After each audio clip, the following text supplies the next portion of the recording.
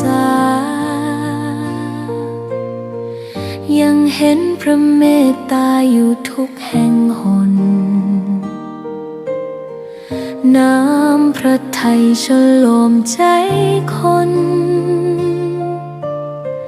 ทั่วพื้นแผ่นดินยังอบอุ่นรอยยิ้มพระพักตร์ยังส่องแสงในดวงใจไทยไม่ลืมเสียงสายลมแผ่วเบาเหมือนเอ่ยคำปลอบว่าพระองค์ยังอยู่ใกล้ขอกราบแทบบาทด้วยรักนิรันดร์น้ำตาหลั่งพลันจากใจคนไทยแม้เสด็จสู่ฟ้าไกลแต่พระกระจกวิเศษจงบอกข้าเถิดใครงามเลิศในปัทภีก็พระนางน่ะสิราชินีผู้เลอโฉมดูสิตั้งแต่ท่านพาชาวประชางดเผาป่าและขยะในครัวเรือนชาวไร่ชาวนาก็งดเผาตอสั่งข้าวฟางข้าวหันไปไถกลบทำปุ๋ยหมักแปรรูปเป็นอาหารสัตว์หรือเอาไปอัดเป็นก้อนแทนอากาศก็ดีไม่มีฝุ่น PM 2.5 คอยกวนใจหน้าตาท่านก็สดใสผิวพรรณผุดผ่องเป็นที่สุดพะยะค่ะ ต้องแบบนี้สิเจ้าพูดถูกใจข้ายิ่งนักเพราะทุกการเผานั่นคือการสะสมฝุ่นแต่ถ้าทุกคนร่วมใจกันหยุดเผาเราก็จะมีแต่อากาศบริสุทธิ์ไว้หายใจห่างไกลมะเร็งปอดสุขภาพก็ดีมันคือที่สุดแล้วราชินีจงเป็นอมตะราชินีจงเป็นอมตะข้าขอบูชาท่านพะยะค่ะไปเอาธูปมาแต่ไม่ต้องจุดแล้วนะเดี๋ยวนี้ข้าเปลี่ยนมาใช้ธูปไฟฟ้าแล้วมันจึ้งมากไม่มีฝุ่นเลย wow. คุณภาพอากาศดีด้วยการร่วมมือของทุกภาคส่วนปรารถนาดีจากสำนักงานประชาสัมพันธ์ที่ 3 กรมประชาสัมพันธ์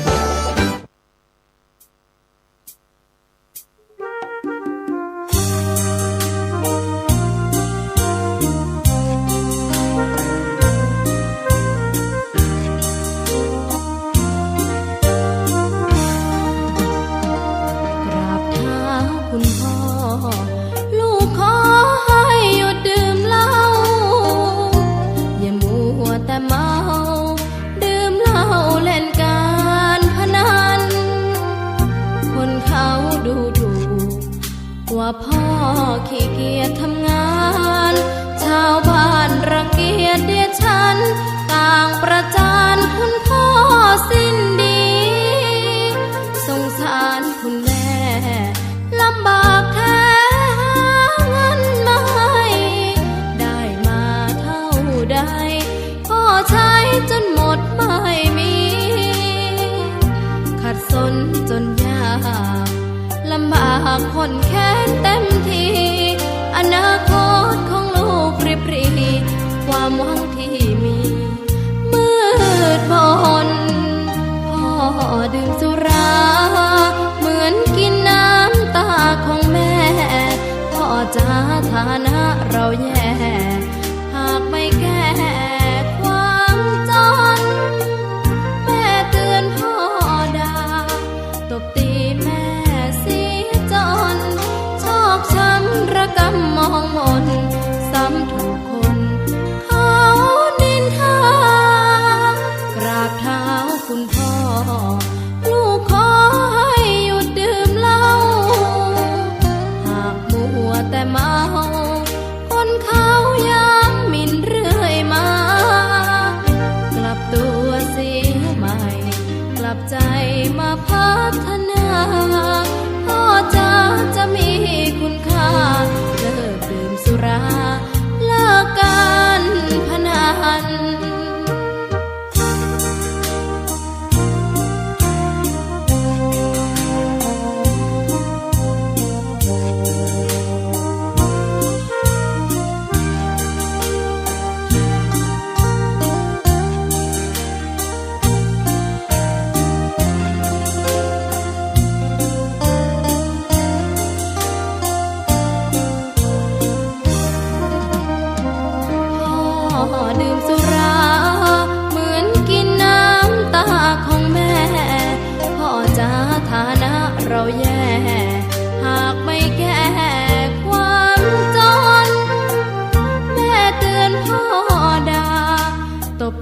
แม่เสียจน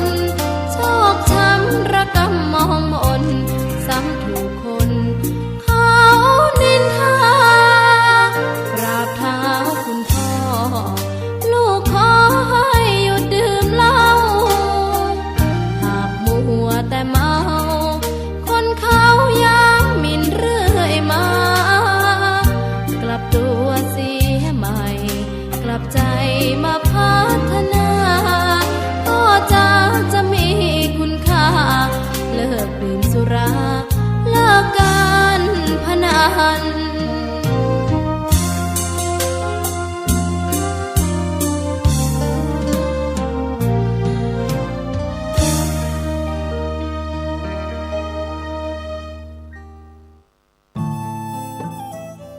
ท่านกำลังติดตามรับฟังสถานีวิทยุกระจายเสียงพระพุทธศาสนาแห่งชาติและสังคม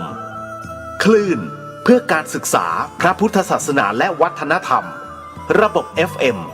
104.5 เมกะเฮิรตซ์รายการต่อไปเป็นรายการคดีโลกคดีธรรม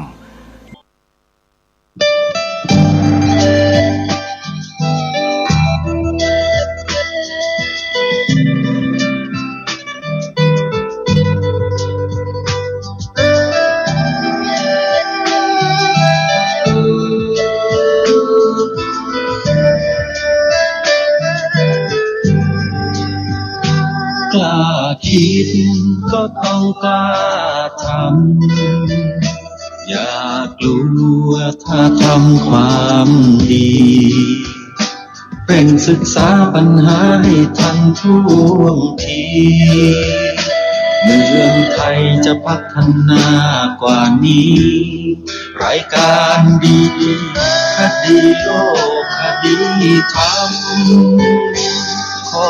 รำพันบรรยายความคิดเครื่องหมายแห่งสีทั้งสามงามถนัดขาวคือบริสุทธิ์สีสวัสดิ์หมายพระไตรรัตน์และธรรมะคุ้มจิตไทยแดงคือโลหิตเราใสซึ่งยอมสละได้เพื่อรักษาชาติศาสนาน้ำเงินคือสีโสภาอันจอมประชาถ้าโปรดเป็นของส่วนองค์จัดริ้วเข้าเป็นไตรรงค์จึงเป็นสีธงที่รักแห่งเราชาวไทยทหารอวตารนำไปยงยุทธวิชัยวิชิตก็ชูเกียรติสยามประเทศไทยที่เจริญมั่นคงมาได้จนถึงทุกวันนี้มิได้เกิดขึ้นจากความหวาดกลัวอย่างคลาดเขลาแต่บรรพบุรุษไทยของเราทุกยุคทุกสมัยล้วนแต่มีความกล้าหาญและชาญฉลาดปกป้องเอกราชสร้างชาติให้เกิดความมั่นคงโดยมีธงแห่งพระไตรรัตน์เป็นเครื่องนำชัยจึงเป็นที่มาที่ไปของรายการคดีโลกคดีธรรมกล้าคิดก็ต้องกล้าทำอย่ากลัวถ้าทำความดีเร่งศึกษาปัญหาให้ทันท่วงทีเมืองไทยจะพัฒนา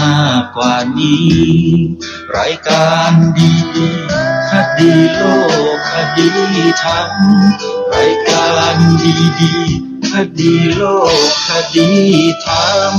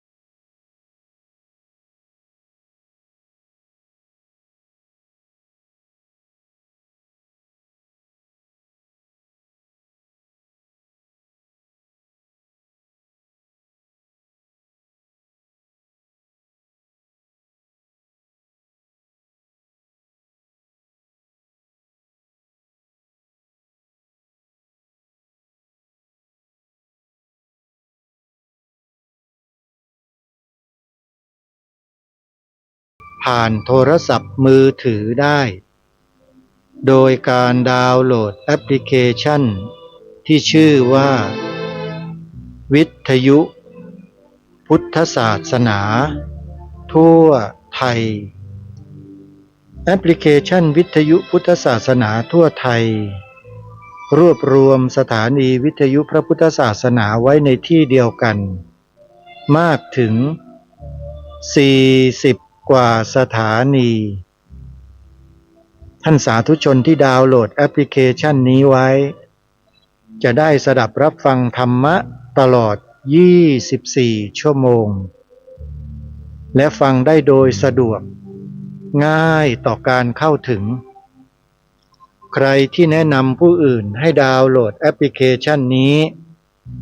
ผู้นั้นได้บุญในวันนี้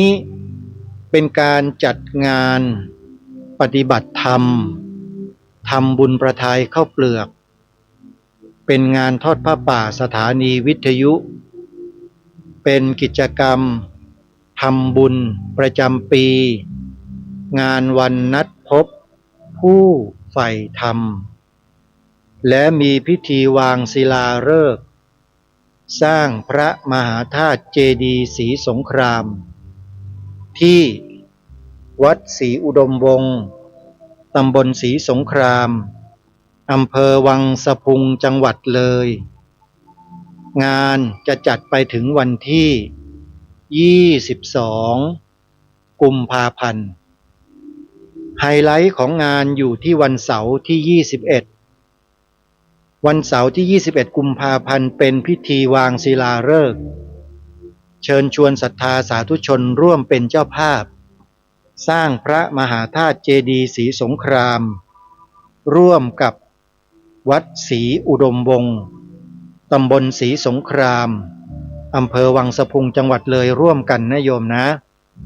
ใครจะบริจาคปัจจัยร่วมสร้างให้โยมจดหมายเลขโทรศัพท์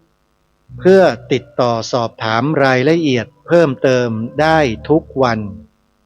หมายเลข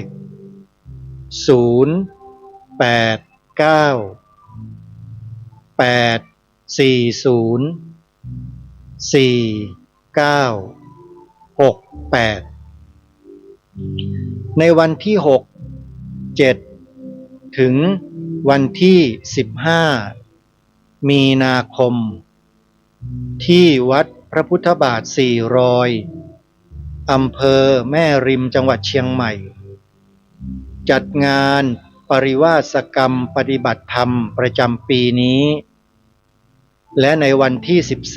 14มีนาคมก็จะมีการประกอบพิธีถวายพระพลาที่ประทับขององค์พระมหากษัตริย์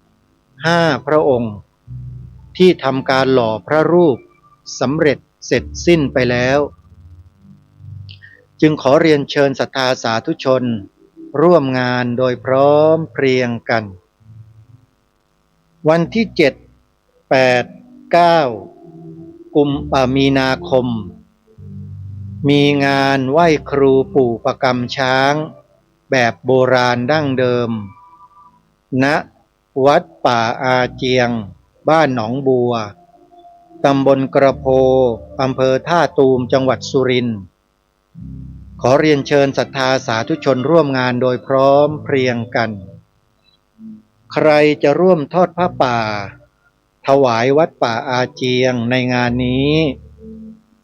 ให้ติดต่อไปที่หมายเลขโทรศัพท์064 228 2422สวนป่าสามัคคีธรรมตำบลบ้านผืออำเภอจอมพระจังหวัดสุรินทร์จะจัดสร้างศาลาปฏิบัติธรรม1 หลังแล้วจะประกอบพิธียกเสาเอกในวันที่26มีนาคมนี้ขอเรียนเชิญศรัทธาสาธุชนร่วมเป็นเจ้าภาพ สร้างศาลาปฏิบัติธรรมด้วยกันติดต่อสอบถามที่อาตมาภาพ094 662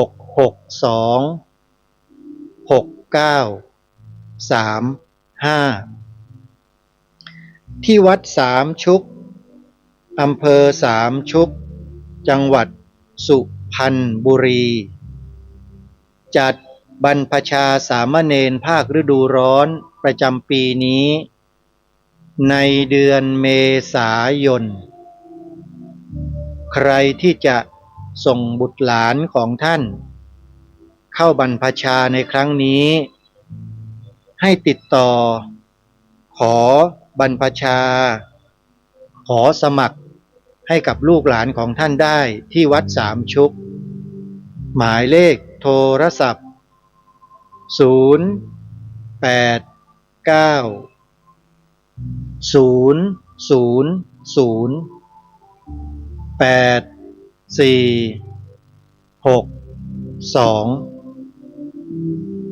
รัทธาสาธุชนผู้ฟังทุกท่านในช่วงนี้ทางรายการได้นำเสียงของท่านด็อกเตอร์วิวัฒน์สัลยกรรมธรหรือที่พวกเรารู้จักกันในนามอาจารย์ยักษ์ท่านกำลังพูดถึงเรื่องแนวทางเศรษฐกิจพอเพียงโดยบรรยายพิเศษเรื่อง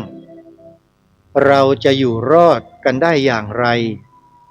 ในภาวะโลกวิกฤตซึ่งในอนาคตข้างหน้าอันใกล้เนี้ยโลกต้องเจอกับวิกฤตอย่างหลีกเลี่ยงกันไม่ได้ทั้งโลกเลยอาจารย์ยักษ์และนักวิชาการหลายๆท่านที่อยู่ในสายงานก็ดีหรือเป็นนักวิชาการอิสระนักวิทยาศาสตร์นักชีววิทยานักรัฐศาสตร์นักอะไรก็แล้วแต่ต่างก็พูดเป็นไปในแนวทางเดียวกันวิเคราะห์สถานการณ์ตรงกันก็คือโลกจะเกิดวิกฤตแน่นอนอาจารย์ยักษ์ก็เลยจัดกิจกรรมพิเศษขึ้นแล้วก็บรรยายให้ความรู้กับพี่น้องประชาชนคนไทยเราโดยเฉพาะเลยอาตมาภาพติดตามชมคลิปนี้ทาง YouTube ของอาจารย์ยักษ์ได้รับความรู้ในการทำให้ตัวเราเนี่ยรอดได้ในวิกฤตการณ์ของโลกอย่างไรเมื่อวานนี้นำมาเปิดให้ฟังกันไปช่วงหนึ่งประมาณ20 กว่านาทีแต่การพูดครั้งนี้การบรรยายครั้งนี้ของอาจารย์ยักษ์เนี่ยใช้เวลาเกือบ4 ชั่วโมงท่านผู้ฟังและแต่ละชั่วโมงแต่ละนาทีที่ท่านพูดเนี่ยมีประโยชน์ต่อพวกเราชาวไทยทั้งนั้นแต่เราจะมองเห็นคุณค่าและประโยชน์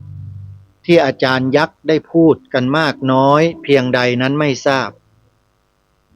แต่สำหรับรายการคดีโลกคดีธรรมแล้วขอบอกได้เลยว่าอาจารย์ยักษ์พูดเรื่องอะไรก็แล้วแต่พูดแล้วก็ทำสิ่งนั้นด้วยทำสิ่งนั้นแล้วก็พูดสิ่งนั้นด้วยคือทำจริงแล้วก็พูดจริงแล้วก็สำเร็จจริงๆด้วยคืออยู่รอดได้โดยไม่ต้องพึ่งพาอาศัยระบบเศรษฐกิจ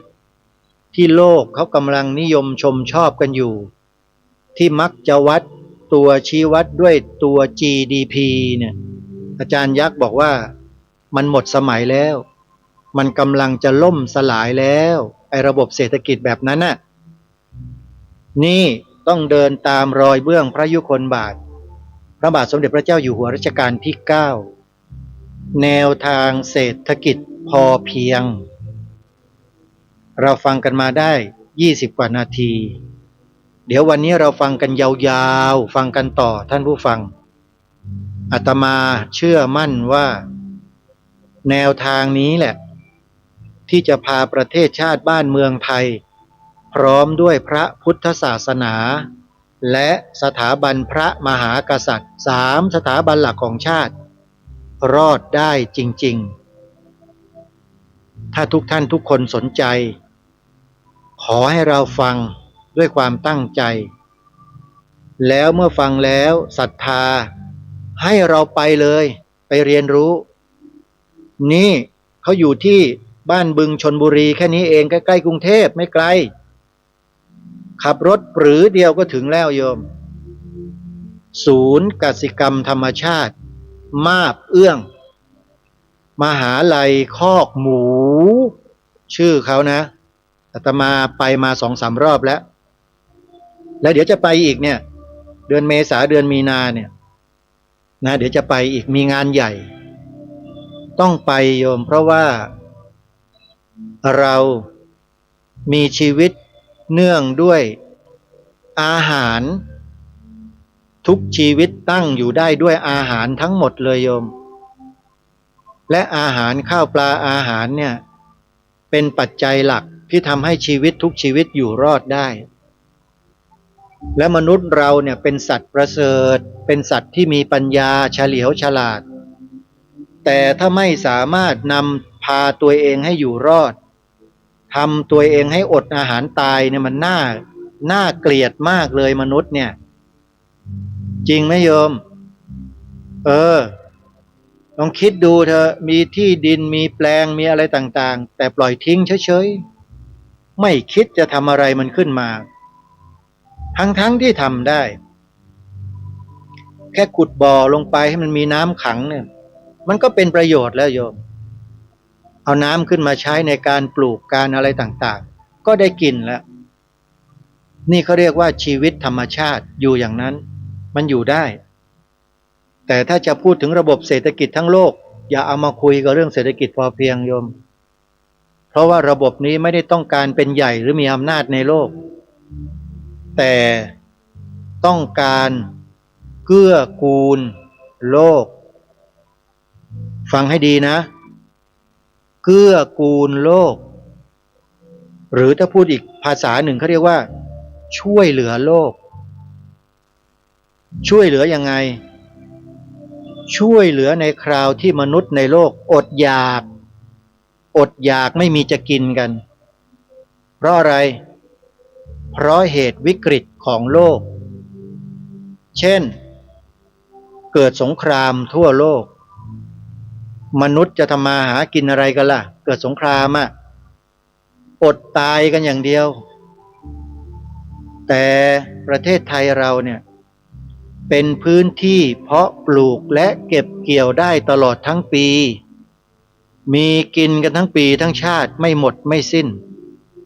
อู่ข้าวอู่น้ำเป็นมาแต่ดึกดำบรรพ์แล้วภูมิภาคของประเทศของเราเนี่ย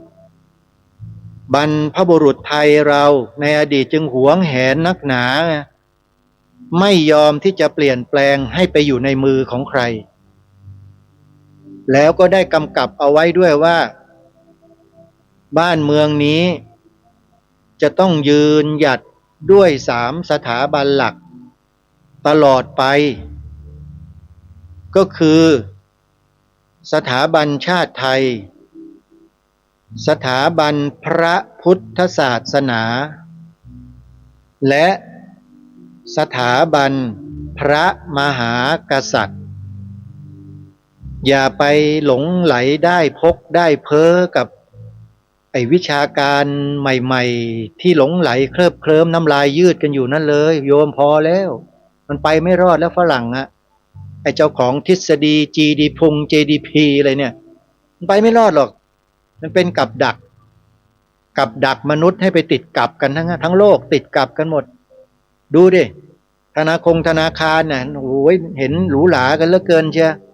อวดกันหน้าดูตอนเป็นนายธนาคารแต่พอธนาคารเจ๊งเท่านั้นเงียบหมดบริษัทอะไรต่างๆพอเจ๊งปิดกิจการเป็นไงจบเรียบร้อยทุกรายไปไม่รอดวิ่งกระเสือกกระสนหางานทำต่อก็ยังอยู่ในวงจรเหล่านั้นอยู่ดีอันนี้อาตมาไม่ได้ว่าใครนะโยมระบบมันเป็นอย่างนั้นจริง และมนุษย์มันเจอแบบนี้กันมาตั้งเยอะ แต่ยังไม่เข็ดกันอาตมาก็เลยนำเสียงของอาจารย์ยักษ์เนี่ยที่พูดเอาไว้เนี่ยนะมันเข้ากับสถานการณ์ในปัจจุบันพอดีเลยให้พวกเราได้ฟังกันโยมท่านผู้ฟังทุกท่านเชื่อพระเจ้าอยู่หัวเถอะพระองค์ท่านน่ะรักพวกเราจริงๆรักประชาชนมากแม้แต่รัชกาลที่10พระองค์ปัจจุบันเนี่ยรักพวกเรามากๆรักประชาชนมากรู้ไหมถึงแม้ประชาชนคนไทยบางคนที่ไม่มีความรู้ไปหลงเชื่อข้อมูลผิดจะไปอะไรต่อไม่อะไรกับพระองค์ท่านพระองค์ท่านไม่ได้ทรงโกรธเคืองอะไรเลยเห็นเป็นลูกเป็นหลานทั้งนั้นรู้เปล่าบ้านเมืองเราอยู่รอดปลอดภัยมาได้เพราะพระมหากษัตริย์นะจงจำกันไว้ด้วยพวกเราอย่าริอ่านนะอกตัญญูเด็ดขาดขอบอกไว้เลยใครก็ตามที่อกตัญญูต่อบรรพชนตัวเองเนี่ยผู้มีพระคุณล้นเกล้าล้นกระหม่อมล้นกระบาลตัวเองเนี่ยนะถ้าใครเป็นคนอกตัญญูนะไอ้พวกนี้ไม่เจริญหรอกแล้วมันจะอยู่ไม่เป็นสุขด้วยบนแผ่นดินนันศักดิ์สิทธิ์เนี้ยอาตมาพูดจาแบบนี้แหละโยมเพราะได้ยินได้ฟังมาเยอะเห็นมาเยอะแล้วคนพวกนี้พยายามกันเหลือเกินดิ้นรนศิวิไลกันเหลือเกินแต่สุดท้ายก็คือไปตามก้นฝรั่งไปตามก้นพวกนักสิทธิมนุษยชนอยู่นั่นแหละไปตามเขาหลอกพวกนักสิทธิมนุษยชนเนี่ยโยมหลอกทั้งนั้นแหละไม่ใช่ของจริงหรอกเขารู้กันทั้งโลกประเทศเราก็เหมือนกันไปเชื่อไปหลงอยู่ได้นั่นน่ะโยมถ้าคนที่มีหัวใจรักชาติศาสนาพระมหากษัตริย์จริงๆเขารู้กันทั้งนั้นแหละว่ากลุ่มพวกเนี้ยมาฝังตัวอยู่ในประเทศต่างๆในโลกเพื่ออะไรเขารู้กันทั้งนั้นแหละบรรพบุรุษไทยเราเขาก็ทราบเขาก็รู้เขาจึงบอกพวกเราให้ระวังคนพวกนี้ไงแล้วมันก็แผลงฤทธิ์อยู่ตลอดไม่จบไม่สิ้นเห็นไหมไปดูในโลกโซเชียลเดี๋ยวเขาด่ากันขลมเลยเนี่ยพวกมนุษย์สิทธิมนุษยชนอะไรนั่นเนี่ยมันป้องกันแต่พวกโจรที่ฆ่าคนตายแต่เวลาเจ้าหน้าที่ตายคนบริสุทธิ์ตายพวกสิทธิมนุษยชนมันหุบปากเงียบกันทั้งบ้านทั้งเมืองเลยไม่เห็นพูดให้มั่งเลยชัดเจนไหมโยมอคติชัดเลยเห็นยังเพราะฉะนั้นอาตมาไม่เคยเชื่อถือพวกนี้หรอกพวกสิทธิมนุษยชนเนี่ยไม่เคยเชื่อนะเชื่อแต่พระเจ้าอยู่หัวของเราที่พระองค์ทรงมีพระราชหฤทัยห่วงใยพวกเราและรักพวกเราจริงไม่ทรงทิ้งพวกเราดูดิทรงอยู่กับพวกเราเห็นไหมไปไหนล่ะพระองค์ท่านไม่ได้ไปไหนอยู่กับเราทุกวันเนี่ยแล้วพวกเราล่ะไม่อยู่กับพระองค์ท่านแล้วจะไปอยู่ที่ไหนไปอยู่อเมริกาเหรอเยอรมันฝรั่งเศสเนี่ยอาจารย์ยักษ์พูดเมื่อวานนี้แกเพิ่งไปมาเนี่ยไปเจอพวกโฮมเลสเต็มไปหมดเลยพวกมนุษย์ไร้บ้านเขาเรียกว่าโฮมเลสนอนอยู่ข้างถนนกันเต็มไปหมดเลยโยมที่ยุโรปจะอดตายกันแล้วแต่เขาไม่ทำข่าวออกมาให้เราเห็นถ้าเราไม่เข้าไปดูในคลิปเราจะไม่เห็นเลยอาตมานี่เปิดดูบ่อยฟิลาเดลเฟียอเมริกานี่เยอะที่สุดอาตมาเปิดดูบ่อยมากเลยช่วงหนึ่งโอ้โหน่าสมเพชมากคนตกงานไม่มีบ้านอยู่ไม่มีเงินออกมานอนข้างถนนใต้สะพานสวนสาธารณะเพียบเลยโยมน่าสงสารมากขอให้ประเทศไทยอย่าเป็นอย่างนั้นนะถ้ามีก็ขอให้กลับไปอยู่บ้านไปพลิกฟื้นผืนไร่นาทำไร่พืชสวนผสมตามแนวพระราชดำริชีวิตรอดแล้วพูดเยอะเดี๋ยวโยมไม่ได้ฟังกันเดี๋ยวมาฟังอาจารย์ยักษ์กันดีกว่าเมื่อวานอาจารย์ยักษ์กำลังพูดถึงเรื่องนี้พอดีไปเจอพวกโฮมเลสแล้วกำลังจะพูดถึงเรื่องบันได9 ขั้นที่พระเจ้าอยู่หัวพระราชทานไว้ให้เกี่ยวกับเศรษฐกิจพอเพียงไปติดตามรับฟังพร้อมๆกันได้นะบัดนี้เรื่องที่4เนี่ย สภาพแวดล้อมเนี่ยที่มันร้อนระอุเมื่อสักครู่ครูวีเล่าให้ฟังว่าครูวีขุดบ่อเด็กๆขุดด้วยมือขุดด้วยจอบด้วยพั่วด้วยเสียมด้วยมือกีนี่แหละแล้วก็เพื่อนรุ่นเดียวกันเนี่ยเป็นใหญ่เป็นโตเป็นเจ้าของโรงสีเป็นเจ้าของธนาคารเนี่ยมาจับปลาจับเอาขึ้นมาจากปลาตัวเล็กๆปลากระดีปลาอีเลิศนะเรียกปลาอีเดิร์ดอะปลากระดีอะปลากระดีอีสานเรียกว่านะปลากระเดิดเหนือเรียกว่าปลาแต๊กแต่ว่าไอ้ปลาตัวใหญ่ๆเอาไม่ขึ้นเด็กยับขึ้นมาไม่ไหวมุ่งลงสมบูรณ์มากเลยครับพวกหมากลากไม้น้ำก็แซ่บเดี๋ยวนี้ทำลายกันหมดเลยเพราะเหตุเดียวเพราะไม่เชื่อพระบอกว่าเงินเป็นวัตถุอนามามีศีลข้อที่เท่าไหร่นะอันชาตรูปรัชตะปฏิกหานาเวรมณีข้อแปดไม่ใช่สิศีลข้อ10ครับศีลข้อ10ศีล8จับเงินได้คนถือศีล8ยังใช้เงินแต่ศีล10เนี่ยไม่มีสิทธิ์จับเงินแต่มีสิทธิ์ถือบาทไปเดินขอเขากินภิกขุคือผู้ที่ไปโปรดใส่ให้เขาได้ให้บริจาคทานให้ขอเขากินไม่ต้องจ่ายเงินนะครับเนี่ยคนลุกนี้โฆษณากันทั้งโลกว่าต้องเพิ่มเงิน GDP เนี่ยคือยุให้ทุกคนรวยเงินจำไว้นะครับเงินมันคือเงาเงินก็คือเงาวิ่งตามเท่าไหร่ก็วิ่งหนีแล้วเงินมันเป็นวัตถุอนามาเมื่อตอนที่น้ำท่วมเกิดสงครามเกิดโรคระบาดเกิดอะไรที่ประทานนั้นเนี่ยคนมีเงินอยู่ในตัวน้ำท่วมมีพักพวกกันที่หาดใหญ่เงินสดนะขายของยังไม่ได้ไปฝากธนาคาร700,000 กว่าบาทอยู่ในตึกซื้ออะไรกินไม่ได้เลยต้องไปรอข้าวมันส่งน่าสงสารมากอย่างนี้เติมทองก็เพียบ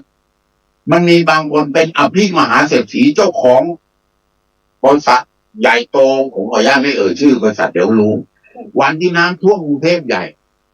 แกหอบกระเป๋าเครื่องเพชรของกระเป๋าหอบใครจะไปช่วยแกหิ้วแกก็ไม่ยอมนะครับแกหิ้วกระเป๋าคนแก่แล้วอ่ะหิ้วกระเป๋าเครื่องเพชรมูลค่าเป็น10,000,000 นะมูลค่าเครื่องเพชรเครื่องทองเครื่องหิ้วไม่ยอมไปกลัวแกกลัวคนขโมยกันไปหิ้วเลยตอนลงเรือกลัวมันจะตกแล้วแกโดดลงไปกอดจมไปกับไอ้เครื่องเพชรกันสงสารผมเนี่ยนึกภาพผมรู้จักทั้งบ้านนี้ทั้งตระกูลไม่อาจจะไม่สนิททั้งตระกูลสนิทกับคนบางคนในตระกูลเนี่ยโอ้หลานเนี่ยมาเล่าผมฟังมานินทายายให้ฟังสงสารยายมากเลยแกแบบคือเห็นเงินเป็นอย่างเนี่ยก็ที่จริงมันต้องสร้างทั้งหมดนี้เรียกว่าสัปปายสถานนั่นเองสัปปายสถานมี4อย่างมีอะไรบ้างครับ1คนน่ะต้องเป็นคนดีมีศีลมีธรรมมีน้ำใจเอื้อเฟื้อเผื่อแผ่ใช่ไหมมีนิสัยที่แพ้เพื่อเอื้ออารีเอากาสิกรแข่งขันจับได้ใช่ไหมมีนิสัยที่แผ่เผื่อเอื้ออารีอันนี้คือบุคละสัปปายะในภาษาบาลีนี่คือสัปปายะฐาน4 2ธรรมะสัปปายะมันต้องมีความรู้ที่เอื้อต่อประโยชน์หมู่กลุ่มก่อนประโยชน์ส่วนตนเอาประโยชน์ส่วนรวมเป็นที่1ประโยชน์ส่วนตนเป็นที่2อันเนี้ยเรียกว่ามีธรรมะสัปปายะที่3ที่มีอาหารสัปปายะของกินเหลือล้นเลยมากเรื่องนี่ตอนน้ำท่วมใหญ่กรุงเทพเราเปิดรับเลย500 คนมากินฟรีอยู่ฟรีเจ็บป่วยรักษาฟรีแต่ตอนนั้นมีหมอจิ๋วอยู่คนเดียวต่อไปนี้จะทำมากเพื่อให้เป็นที่พักพิงคนนั้นได้ 3,000 คนไม่มีเงินมาอยู่ได้มีกินมีอยู่มีใช้เจ็บป่วยรักษาให้ฟรีกล่าวว่าผมจะเป็นเศรษฐีให้ได้ถ้าคนไม่ใช่เศรษฐีจะอุ้มตัวน้ำท่วมใหญ่ปุ้ง3 เดือนมาเลยมากินอยู่ฟรีกับเรา 3,000 คนถ้าไม่เศรษฐีจะเลี้ยงคนป่วยรักษาคนได้ด้วย 3,000 คน3 เดือนคิดว่าได้ไหมไม่ได้มันต้องเป็นเศรษฐีแต่ตอนนี้เนี่ยเป็นเศษไปก่อนหาเพื่อนเป็นหมอได้1,000 คนเดี๋ยวจะเปิดอย่างเนี้ยบังเอิญโรงเรียนที่มีข้อจำกัดที่ชัยวัฒน์ก็เลยจะเปิดที่โคราช1 โรงเรียนผมก็จะเปิดมากขึ้น1 โรงเรียนเพื่อปิดหมอให้เร็วขึ้นแต่ว่าเรายังมือใหม่เรายังขออนุญาต ตรงๆไม่ได้ แต่เขาแนะนำให้ไปติดต่อกับคุณสาธิการแล้วเปิดเป็นโรงเรียนฝึกอาชีพ แล้วก็อาชีพช่าง อาชีพครู อาชีพหมอ เปิดได้ทุกอาชีพอย่างนั้นเนี่ยใกล้คล้ายๆอย่างนั้นนะครับ ก็คิดไว้ว่าจะทำไม่ได้เอาเนาะเสร็จแล้วพอมีของกินของใช้มีที่อยู่อาศัยมีสภาพแวดล้อมเป็นสัปปายสถานแล้วจะต้องสร้างบุญสร้างทานบุญเนี่ยเป็นขั้นที่ห้าสร้างทานบุญแปลว่าผู้มีพระคุณทั้งหลายเลยเราดูแลหรือผู้มีทรงศีลนี่จะเป็นบุญคิดแบบบ้านๆนะไม่ได้คิดแบบพระอรหันต์นะคิดแบบชาวบ้านธรรมดาทานนี่หมายความว่าแม้ไม่ได้มีบุญคุณต่อเราไม่มีผลประโยชน์อะไรเลยแม้สัตว์ยังแบ่งปันเป็นทานได้คนทุกข์คนยากเขาไม่ได้มีบุญคุณอะไรแต่เรายังแบ่งปันเป็นทานในขั้นที่6ขั้นที่7เนี่ยทุกบ้านในที่ผมจำได้แม่เป็นนักอุตสาหกรรมในครัวเรือนชั้นยอดแล้วสอนคนทั้งตำบลให้ทำอุตสาหกรรมในครัวเรือนเขาจะมีผักมีหญ้ามีปลาเราชอบมะม่วงก็ต้องดองเอาไว้ให้ลูกกินใช่ไหมชอบผักเสี้ยนแม่เนี่ยชอบผักเสี้ยนก็ต้องเก็บผักเสี้ยนมาดองไว้กินเองนะปลาก็มาเก็บไว้เป็นปลาร้าปลาเจ้าปลาจ่อมปลาแดกสารพัดเลยเก็บไว้ได้หมดอาหารแรงแค่ไหนทำสงครามทุกบ้านมีอาหารการกินมีน้ำสะอาดอยู่ในบ้านมีทุกอย่างเรียกว่าเป็นอุตสาหกรรมในครัวเรือนเน้นรักษาไว้เพื่อแบ่งปันการกินไม่ต้องรอความช่วยเหลือจากรัฐบาลพึ่งตนเองได้ขั้นที่8และขั้นที่7ทำอุตสาหกรรมในครัวเรือนหรือเก็บรักษาขั้นที่8เนี่ยเลขโปเซียนเลข8มันทำให้รวยถ้าอยากได้เงินน่ะทำ7ขั้นซะก่อนแล้วไปขายใช่ไหมครับเอาข้าวไปขายข้าวเปลือกแค่แปลเป็นข้าวสารขายมากขึ้นได้4 เท่าแล้วใช่ไหมขายข้าวเปลือกเดี๋ยวนี้ได้เท่าไหร่16,000ถ้าทำเป็นข้าวสารแล้วเป็นข้าวสารจะได้เท่าไหร่ข้าวสารได้50 กว่ากิโลต่อวัน50 กว่ากิโลข้าวเปลือก6 กิโล6 บาทต่อกิโลพอเป็นข้าวสารได้50 บาทแล้วถ้าไปทำเป็นข้าวตอกข้าวตังข้าวขนมหรือแปรรูปเป็นน้ำพกร่องงอกอะไรเงี้ยมันก็จะมูลค่าเพิ่มอันนี้เรียกว่าอุตสาหกรรมในครัวเรือนก็ต้องทำให้ได้ซึ่งพวกเราได้เรียนได้ทำกันนะพอขายปั๊บแน่นอนมาได้เงินมากกว่าปกติก็6 บาทเป็น50 บาทเป็นเท่าไหร่กี่เท่า8 เท่าหนึ่งใช่ไหมครับเพราะนั้นถ้าเกษตรกรเนี่ยหัดสร้างอุตสาหกรรมในครัวเรือนขึ้นเกษตรกรจะไม่มีทางจนเด็ดขาดบ้านผมเนี่ยพ่อแม่บอกว่าถ้ามึงขยันแล้วมีความรู้ทำเป็นขั้นตอนอย่างเงี้ยกูไม่เห็นว่ามึงจะจนได้ยังไงนี่คือพ่อแม่รุ่นคนโบราณเขาพูดกันเพราะแบบภาษาโบราณกูนี่ก็ภาษาพ่อปู่ไอ้ที่มันจนกันกูว่ามันทั้งโง่ทั้งขี้เกียจคือมันโง่ด้วยมันดันไปปลูกข้าวขายดันไปปลูกอ้อยขายดันไปปลูกยางพาราขายมันจะเป็นรวยได้ไงไอ้พวกนี้โง่เป็นควายคนสมัยก่อนเขาพูดกันนะผมไม่ได้พูดนะผมเอามาเล่าให้ฟังเฉยแล้วก็ขี้เกียจถ้าขยันแล้วไม่ขี้ขยันไม่ขี้เกียจแล้วก็รู้ด้วยว่าควรจะทำอะไรมันจะรวยเสร็จแต่ถ้าติดอบายมุกเหลือไหมครับซื้อหวยหมดกินเหล้าหมดอบายมุก4มีอะไรบ้างอบายมุก6มีอะไรบ้างถ้าไม่รู้ไม่มีทางครับมันก็ต้องมีธรรมะจึงต้องมีธรรมะสปายะใช่ไหมสปายะ4จึงต้องมีธรรมะสปายะ4รวยเพราะอะไรอุอากะสะอุฐานสัมมทา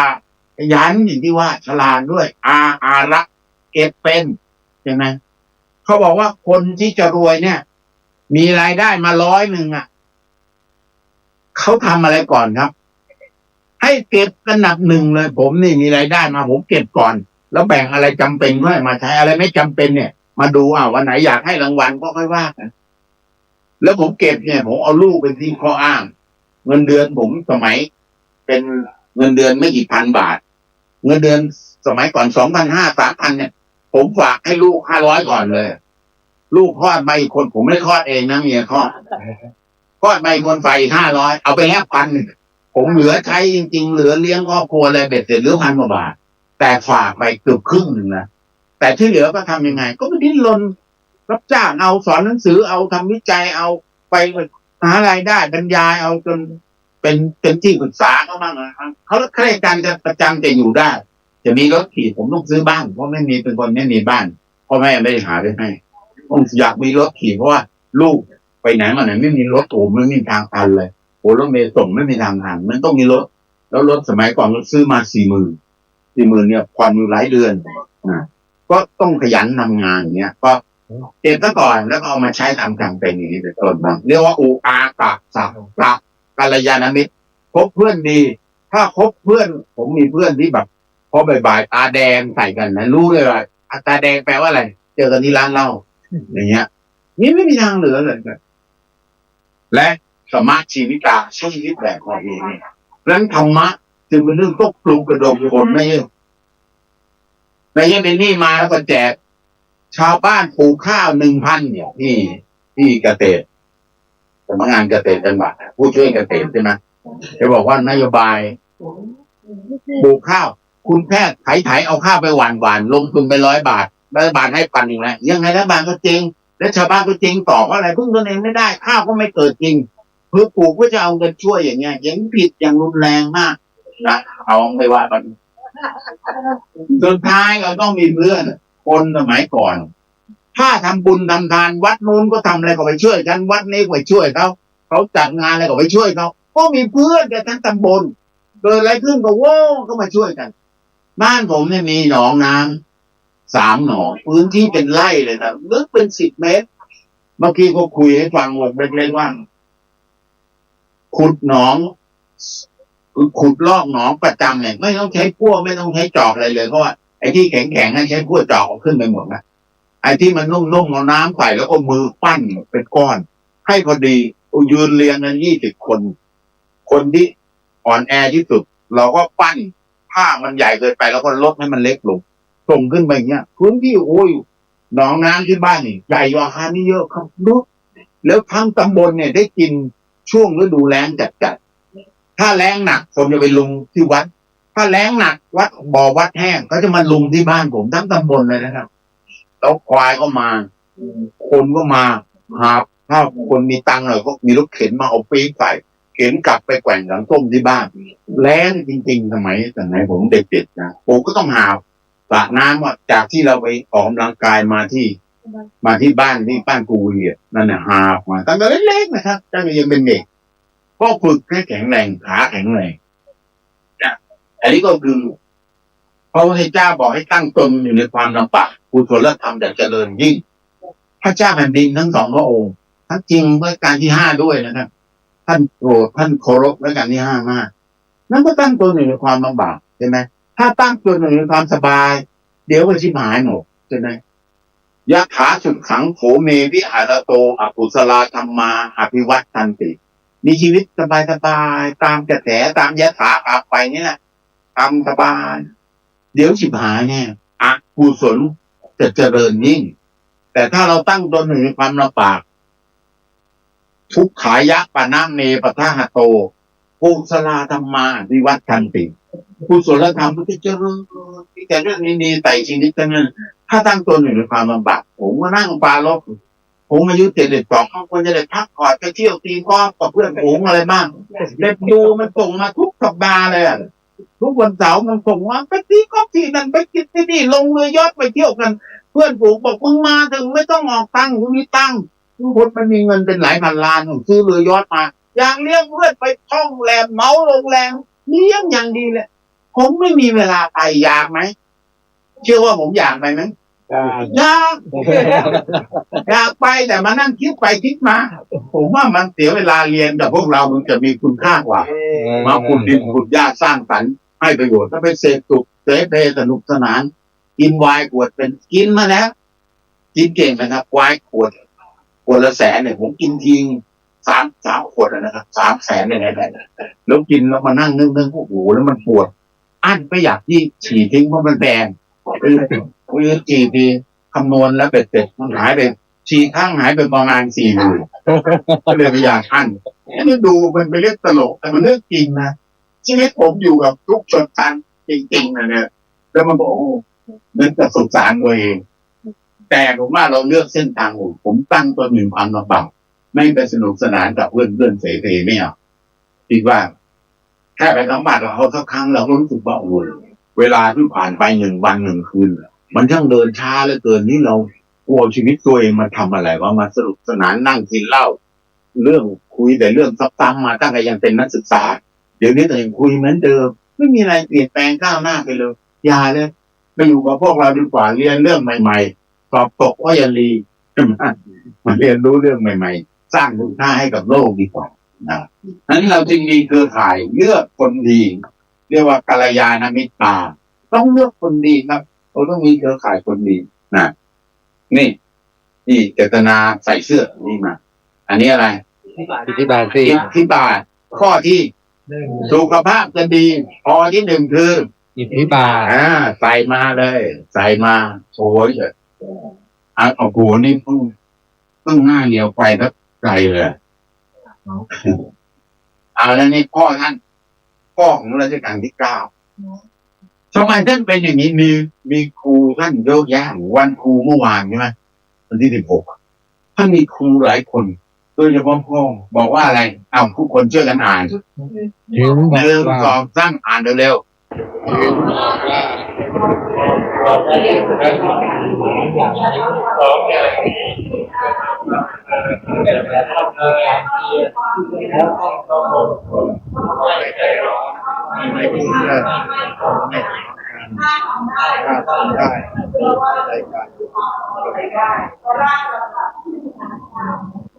ที่จริงรับสั่งเรื่องพอเพียงมันตั้งแต่ปี 17รับสั่ง2 ครั้งมีคำว่าพอเพียงพออยู่พอกินกับพอมีพอกินและมีตามมาด้วยพอใช้ถึง6 ครั้งนะยันนี่ปีเดียวรับสั่ง2 ครั้งแต่ครั้งหนึ่งมีคำว่าพอเพียงเนี่ยถึง6 ครั้งปี2014รับสั่งกับครูบาอาจารย์ในมหาวิทยาลัยเกษตรและนักศึกษารับปริญญาในมหาวิทยาลัยแล้วหลังจากนั้นเนี่ยก็ไม่ค่อยมีคนทำมามี2 อย่างนะอยากให้เอาไปคิด1ทำไมคำว่า2 อย่างนี้แปลว่าเศรษฐกิจพอเพียงกับทฤษฎีใหม่มันเป็นคนละเรื่องเดียวกันเข้าใจคำว่าคนละเรื่องเดียวกันไหมสอดคล้องกันแต่เป็นคนละเรื่อง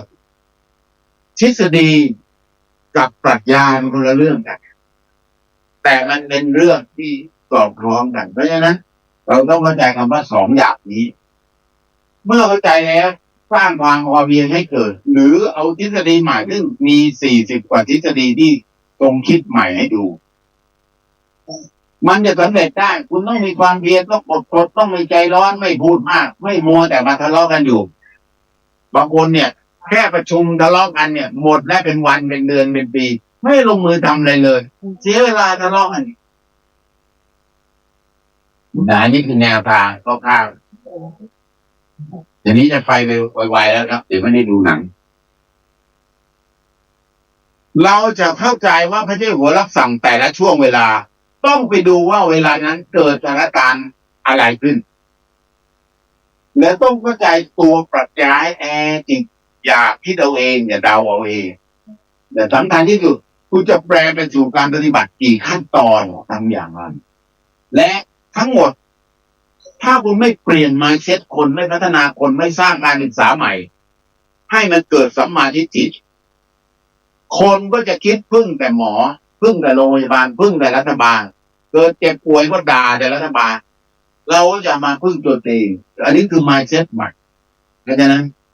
ความสามารถในการพัฒนาคนและเปลี่ยนวิธีคิดคนการศึกษาการเกิดสูตรฝึกขึ้นการเกิดโรงเรียนขึ้นจึงเป็นเรื่องจำเป็นที่สุดเพราะเราเปลี่ยนความคิดเขาไม่ได้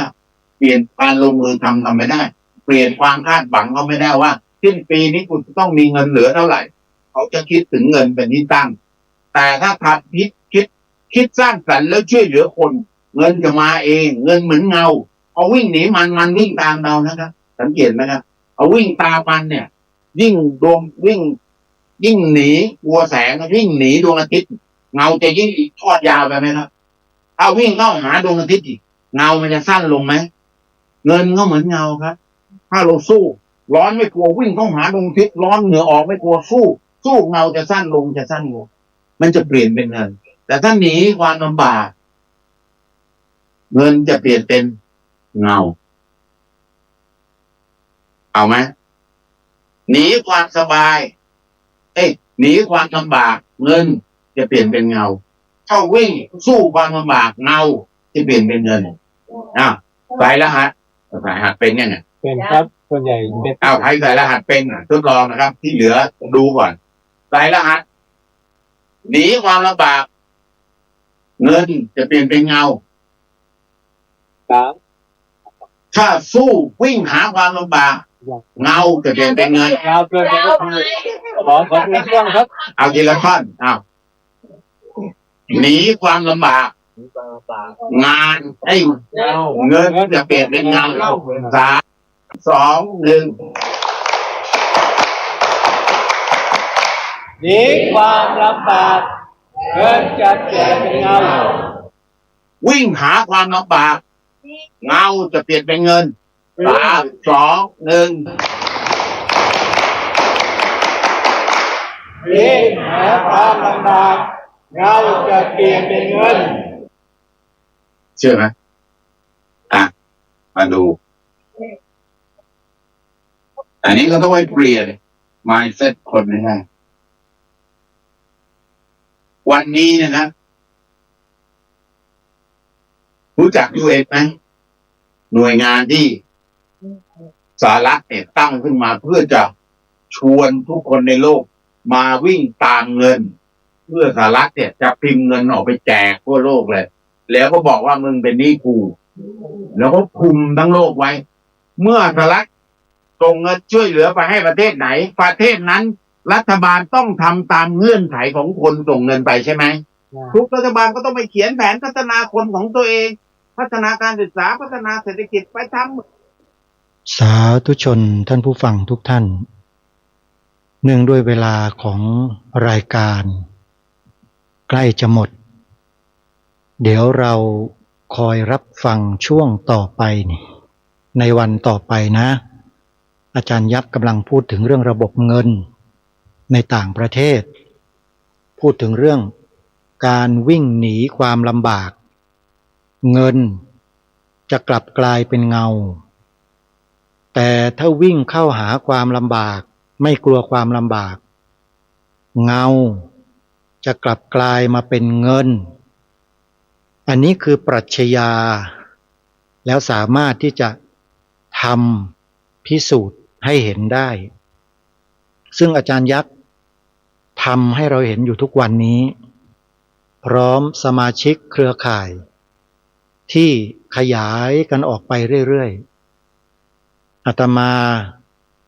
ขอเป็นส่วนหนึ่งในการช่วยขยายแนวความคิดปรัชญาเศรษฐกิจพอเพียงนี้ต่อแล้วก็จะเริ่ม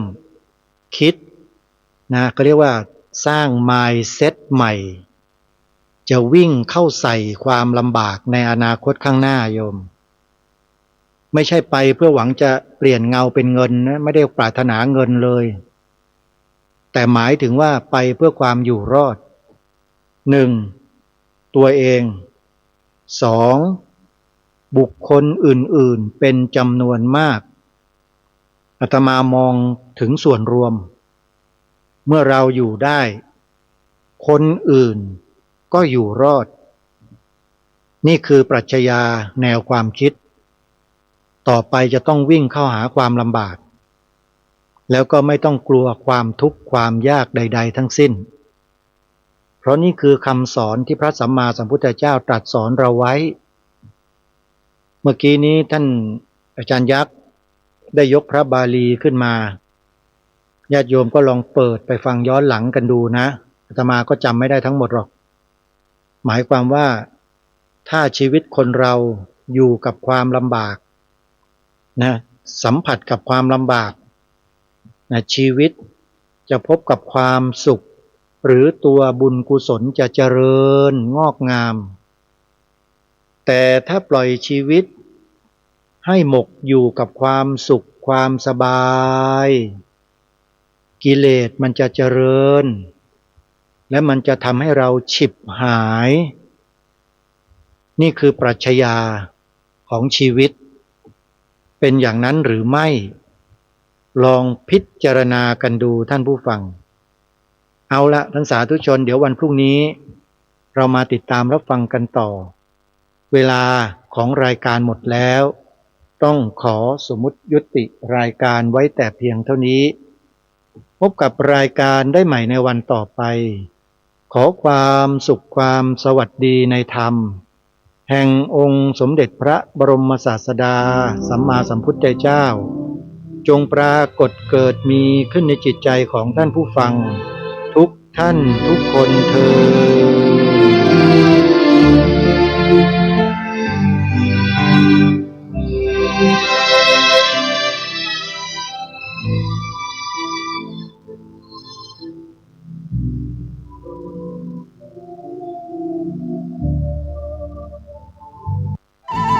ที่จบไปแล้วนั้นเป็นรายการ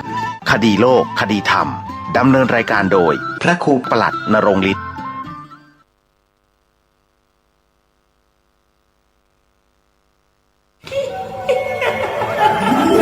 กระจกวิเศษจงบอกข้าเถิดใครงามเลิศในปัทภี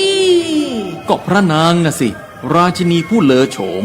ดูสิตั้งแต่ท่านพาชาวประชางดเผาป่าและขยะในครัวเรือนชาวไร่ชาวนาก็งดเผาตอสั่งข้าวฟางข้าวหันไปไถกลบทำปุ๋ยหมักแปรรูปเป็นอาหารสัตว์หรือเอาไปอัดเป็นก้อนแทนอากาศก็ดีไม่มีฝุ่น PM 2.5 คอยกวนใจหน้าตาท่านก็สดใสผิวพรรณผุดผ่องเป็นที่สุดพะยะค่ะ ต้องแบบนี้สิเจ้าพูดถูกใจข้ายิ่งนักเพราะทุกการเผานั่นคือการสะสมฝุ่นแต่ถ้าทุกคนร่วมใจกันหยุดเผาเราก็จะมีแต่อากาศบริสุทธิ์ไว้หายใจ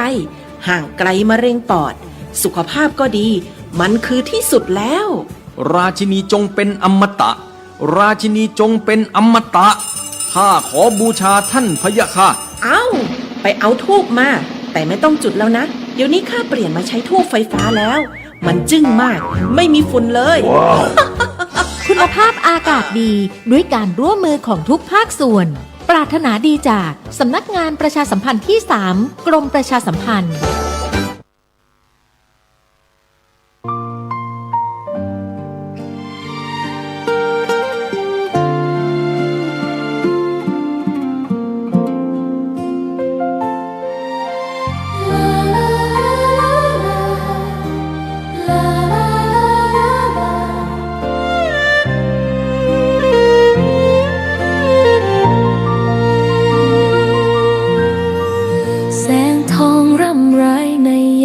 อุตสายังเห็นพระเมตตาอยู่ทุกแห่งหนน้ำพระทัยฉโลมใจคนทั่วพื้นแผ่นดินยังอบอุ่นรอยยิ้มพระพักตร์ยังส่องแสในดวงใจไทยไม่ลืมเสียงสายลมแผ่วเบาเหมือนเอ่ยคำปลอบว่าพระองค์ยังอยู่ใกล้ขอกราบแทบบาทด้วยรักนิรันดร์น้ำตาหลั่งพลันจากใจคน